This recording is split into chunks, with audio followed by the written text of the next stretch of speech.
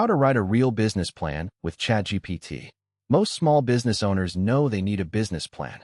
It sits on their to-do list for months, sometimes years, because it feels overwhelming with no clear starting point. Then something forces the issue. A bank asks for one, an investor wants to see it, or you realize you've been running on gut instinct with no idea if the numbers actually work. ChatGPT can genuinely help you write a usable business plan in a few hours instead of weeks. But most people use it wrong, ending up with a generic document that could describe any business. Here's how to do it right. Start with one key question. Before opening ChatGPT, ask, who is this plan for? A bank loan plan looks different from one for a potential partner or for your own clarity. Write down your business name, what you sell, who your customers are, how you make money, and what you actually need from this plan. This foundation is critical. Instead of generic filler, you'll get, I run a mobile dog grooming business in Austin with 3 vans, 2 employees, and $180,000 annual revenue. I need a business plan for a $50,000 SBA loan to buy a 4th van and hire another groomer. That one paragraph transforms everything ChatGPT produces. Build your structure first. Don't ask ChatGPT to write your entire plan at once. Instead, ask it to build the structure based on your purpose, say, SBA loan requirements. You'll get a roadmap, executive summary, company description, market analysis, organization and management, products and services, marketing and sales strategy, financial projections, and funding request. Now work through one section at a time. Know the honest limitation. ChatGPT has no idea what your local market looks like, your real financials are, or who your actual competitors are.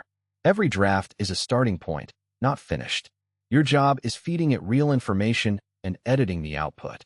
Feed it real details. For each section, give ChatGPT your actual facts. For company description, paste in your prep work. For market analysis, where most owners get stuck, ask ChatGPT what data you should find. Spend 20 to 30 minutes researching, then paste findings back. For marketing and sales, be specific about how you get customers, average order value, and repeat rates. The more real numbers you provide, the less generic the result. This typically takes 2 to 4 hours total. Handle financial projections carefully.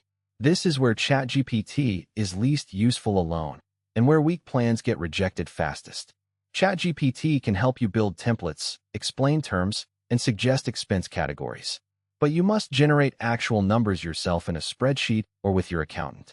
Once you have them, paste them back and ask ChatGPT to write the narrative explaining what the numbers mean. Write your executive summary last. Don't write it first because it appears first. You can't summarize what you haven't written. Write it last. Paste key sections into ChatGPT and ask for a one-page summary covering your business opportunity, traction, your ask, and why you're a reasonable bet. This is often all a loan officer reads. Edit relentlessly. Cut vague language. Add specific numbers. Make it sound human. Polish by reading aloud. Every sentence that sounds stiff, hollow, or like a LinkedIn post needs rewriting in your own words. ChatGPT defaults to formal blandness that looks polished but says nothing. Your plan must sound like you actually know your business, because you do. The real value isn't that ChatGPT writes your plan. It's that it gets you unstuck. Treat it like a smart assistant, not a ghostwriter. You still need to know your numbers, understand your market, and be honest about where you stand. If a business plan has been sitting on your to-do list because you didn't know where to start, now you do.